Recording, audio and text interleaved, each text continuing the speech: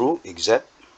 So letter A, if measure of angle A is 109, then it is an obtuse angle. So obtuse angle, this is true because obtuse angle measures more than 90 degrees. So 109 is more than 90 degrees, so therefore this is true.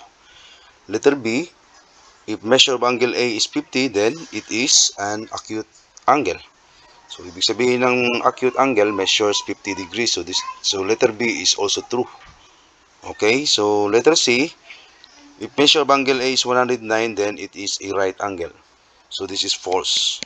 Why false? Because if you say right angle, this measures 90 degree. So ang angle A dito is 109.